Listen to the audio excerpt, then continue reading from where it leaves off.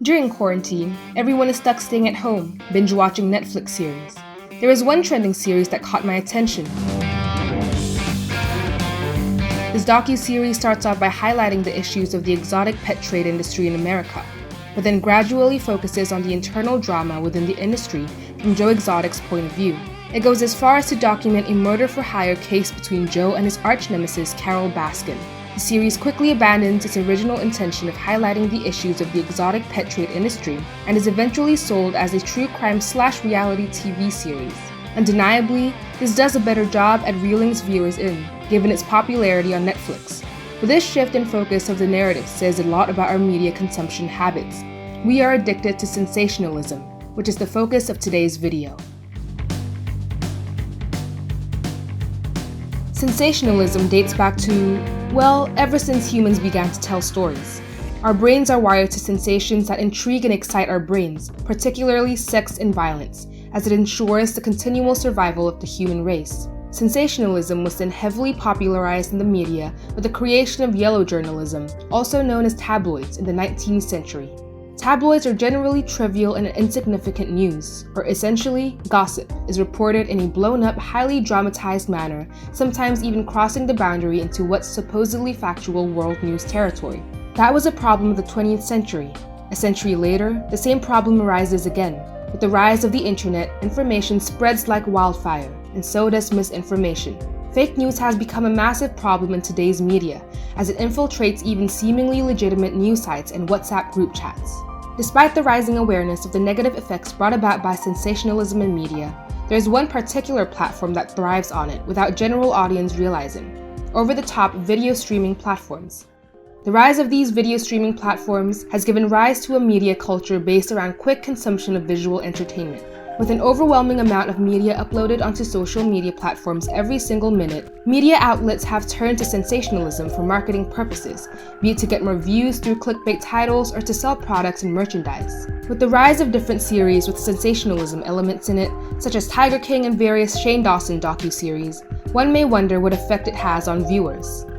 First, let's take a look at the techniques people use to create sensationalism in videos. In the last episode, I talked about the Kuleshov effect in Soviet propaganda, where two juxtaposing shots can be edited together to convey a certain message. This technique, used to brainwash people back in the Soviet days, is very commonly used in all films today to convey emotional effect. However, we are going to look at Shane Dawson and how he employs this technique in his docu-series, particularly in the Jake Paul series, to analyze how this technique can be used to misinform and even brainwash consumers.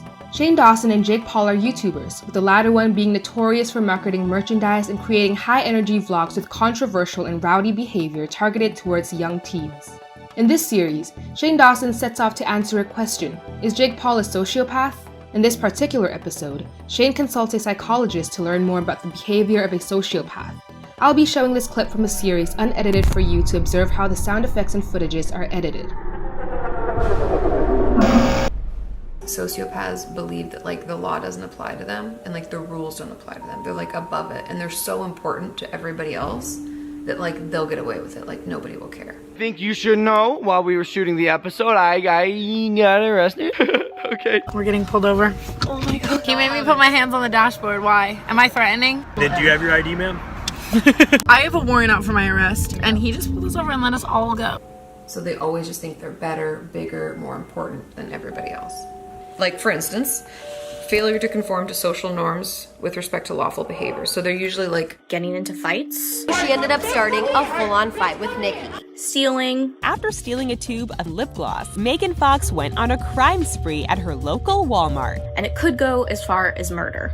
Simpson arrested for the murder of his wife Nicole and her friend Ron Goldman. Notice whenever the psychologist states a particular sign of a sociopath, which by the way are simply textbook facts. The edit cuts to clips of celebrities or YouTubers getting themselves into trouble. By editing these two juxtaposing elements together, along with the dramatized sound effects, the world is a chess game. yes. And all the pieces are people.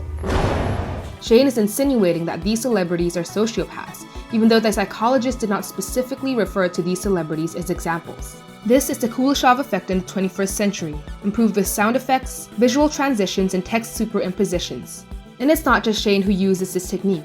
It is frequently exploited in documentaries to misinform the audience and exaggerate details for entertainment purposes. Now that we have gone through how editing can convey extreme ideas and messages, let's look at how editing can hide information to let viewers form an unjustified and biased opinion. Tiger King features Joe Exotic's career and journey in the exotic pet trade and heavily features his beef with Carole Baskin, an animal rights activist who aims to put an end to tigers being held in captivity. Been in a fight with my first husband. I actually had to throw a potato across the kitchen and into the dining room at him in order to get out the door. When the show talks about the death of Carole's ex-husband, which mind you was dedicated a whole episode with no further mention afterwards in spite of its lack of relevance to tiger conservation, the show insinuated that Carole murdered him and fed his dead body to the tigers in her animal sanctuary. This implication was made through numerous accounts of he said, she said interviews from people who are against Carole Baskin, edited one after another. When her ex-husband's attorney stated the loopholes in the theory, it was followed by more interviews from people accusing Carole of murder.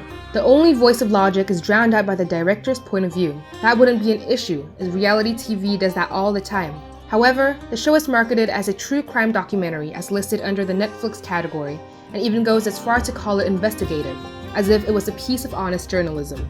The series seems to side Joe Exotic, even going as far as to glorify his public image, making him seem like an anti-hero who doesn't deserve to be in jail just for conspiring to murder Carole. This is in spite of the charges of multiple counts of violations of animal rights laws as supported by numerous video evidences on the internet that the documentary has conveniently left out. It is obvious the show wants to paint Joe Exotic in a good light, the results being shown with the hashtag #FreeJoeExotic trending on Twitter after the series aired. If you've seen the show and if you have any thoughts on pardoning Joe Exotic. Which son? Tiger King, just like Shane Dawson's various docu-series, are marketed as programs that are shedding light on an industry or series of events. However, to rouse the crowd with sensationalism, they're not afraid to manipulate and withhold information from viewers to convince them to take their side, which is highly unethical and can have lasting negative effects. Ever since Tiger King aired, the internet has not been kind to Carole Baskin, with millions of memes and TikToks made to mock the rumor of her killing her husband.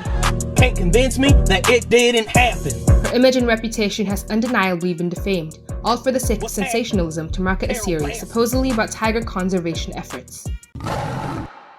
Not only does sensationalism convey misinformation, it can also affect the viewer's mental health and state. Take the release of 13 Reasons Why, for example. 13 Reasons Why is a Netflix series about Clay Jensen, the show's protagonist, receiving 13 cassette tapes recorded by Hannah Baker, a friend in his current high school who has recently committed suicide. The show portrayed Hannah's suicide in a very graphic and uncensored manner, showing her wrist being slit with blood oozing out. Of course, this proves to be effective for marketing as shown by the 3.5 million social volume impressions in the first week of its release, with many discussions sparked on the graphic depiction and theme of suicide in the show. However, the release and marketing push of the series has also been linked to an increase in volumes of calls to suicide hotlines in countries such as Brazil and Australia. The show has been blamed for an increase in 28.9% in suicide rates among US youth ages 10 to 17 in the month of April 2017, 1 month after the show's release, though no solid link between the suicide rate figures and the show has been established. However, it does not mean the show deserves to get off scot-free, as shown by a similar phenomenon that happened in the 16th century.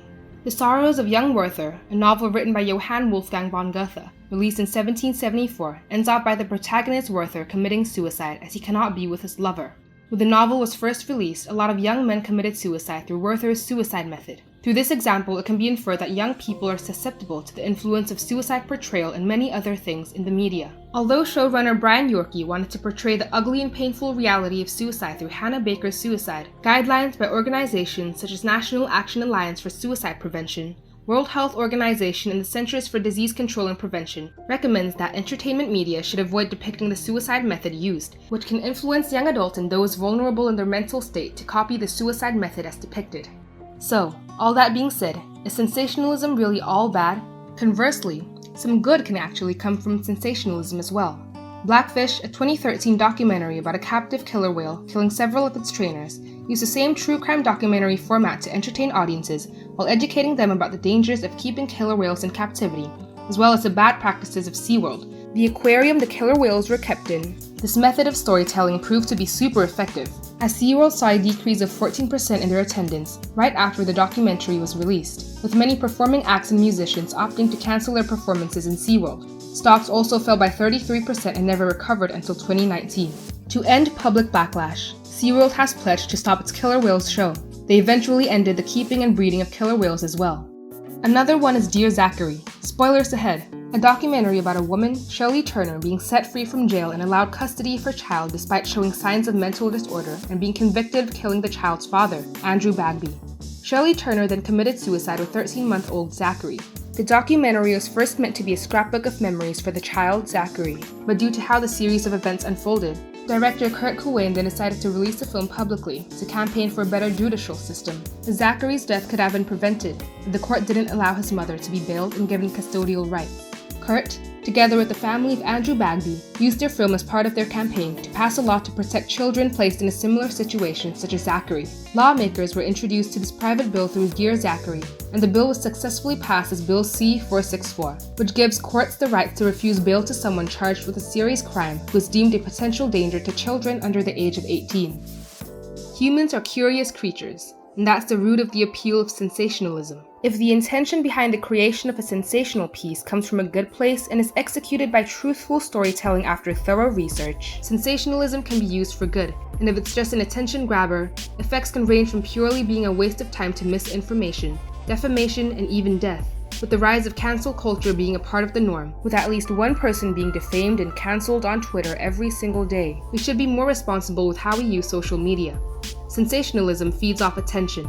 The 2019 Netflix documentary series Don't Fuck With Cats about a murderer, Luca Magnotta, who uploaded his murder evidence online for attention and for people to track him down, describes the topic of sensationalism in media well. Were we pawns? Were we being used to help him tell his story? What part did we have to play? We should feed the attention towards sensationalism with the right cause, and ignore those that grab our attention for the wrong reason. I'm sorry. Thanks for watching. Subscribe to the Singapore Film Society for more videos coming soon.